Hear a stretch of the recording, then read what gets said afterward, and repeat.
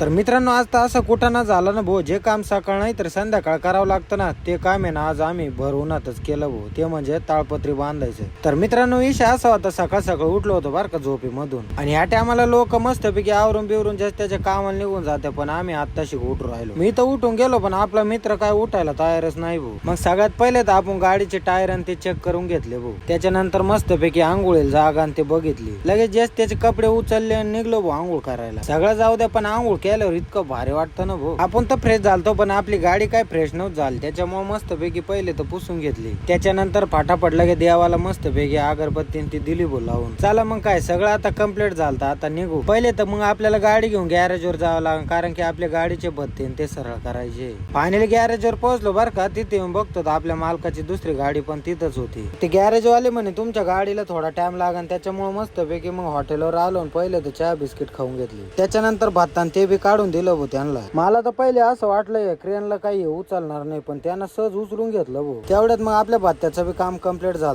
आता काम राहिलं होतं ताळपत्री ते बांधायचं. एक तर उन्हानं आधीच नको नको केलं, आणि त्याच्यात बी ताळपत्री बांधायचं म्हणल्यावर लय अवकाळ होणार आहे. मग सगळ्यात पहिले तर आपण आहे ना वरची रशीन ते मारून घेतली भाऊ. त्याच्यानंतर ताळपत्रीने ते टाकलं आणि दिलं मस्तपैकी आवळून. मग एवढं सगळं काम करता करता तर माझे तर हातपायच गेलते गळून. तुम्हाला तर माहिती, हातपाय गळाल्यावर मग काय थंडच घ्यावं लागतं. मग मस्तपैकी आपण मिरांडाची बाटली घेतली, जोडीदारानं स्टिंगची पिल्यावर तर असं भारी वाटलं ना भाऊ, पार मापाच्या बाहेर. मग आज काय गाडी लोड होईल म्हणून शक्यता कमी होती, त्याच्यामुळे चाललो होतो मग मालकाच्या गावाला. मग काय लागलं मध्ये सिग्नल रेल्वेचं, आणि आपला जोडीदार तर मस्तपैकी गाणे बिणे ऐकून मस्त एन्जॉय करू राहिला भाऊ. जवळजवळ 20 मिनिटं थांबलो. हे काय आलं भाऊ, पंपावर येऊन मस्तपैकी मग गाडी दिली भाऊ एक साईडला पार्किंग करून. लगेच गावात आलो मस्तपैकी. मालकाने स्टिंगच्या बाटल्या ते घेतल्या होत्या, सगळ्यांनी पिल्या भाऊ. त्याच्यानंतर निघलो आपण आपल्या गावाकडे, कारण की गावाकडे थोडस काम होतं आपल्याला. लगेच उतरलो पाटाच्या टोल नाक्यावर. तेवढ्यात लगे आपल्याला एक रिक्षा लागली. मग काय बसलो, निघलो लगेच. तेवढ्यात पोहोचलो आपण दौंडच्या रेल्वे स्टेशनला, कारण की आपल्याला बाकीचा प्रवास आहे ना रेल्वेनं करायचा होता. मग इड आल्यावर तर अशी इज्जत गेली भाऊ. ते म्हणे इडून काय तुम्हाला रेल्वे लागणार नाही. मग मित्र म्हणायला लागला जोपर्यंत रेल्वे लागणार नाही तोपर्यंत मी बी काय गॉगल काढणार नाही. त्याच्यानंतर बसलो भाऊ लिफ्ट मध्ये, चाललो आता दुसरीकडे. मग तिडून परत रिक्षा धरली, निघलो भाऊ कॉडलाईन रेल्वे स्टेशनला. मग हे स्टेशन काय लय लांब नव्हतं, त्याच्यामुळे लगेच आपण स्टेशनवर आलो बरं का. पहिले तर स्टेशनवर येऊन मस्तपैकी दोघांचे तिकीट काढून घेतले. तेवढ्यात लगेच आली तिथं रेल्वे. अजून जर 10-15 मिनिटं उशीर झालो असतो ना, ही पण रेल्वे हुकली असती. मग काय झाला बरं का, फायनली सफर चालू. तेवढ्यात तिथे दिसल्या कारखान्याच्या बिड्या, आणि तुम्हाला माहित असेल तर कारखान्याचं नाव काय, कमेंट मध्ये नक्की सांगा. तिकीट काढून बी काय उपयोग नाही भाऊ, कारण की इडून तिडून उभ्यानाच प्रवास करावा लागू राहिलं. तेवढ्यात आपला मित्र म्हणे जायला बरं झालं रेल्वे आदळत नाही. फायनली आपण रेल्वे स्टेशनवर पोहोचलो बरं का. आपल्याला न्यायला आपले मित्र आलेले होते. तर मित्रांनो, व्हिडिओ आवडला असेल तर नक्की लाईक करा. भेटूया नेक्स्ट व्हिडिओ मध्ये. Bye bye.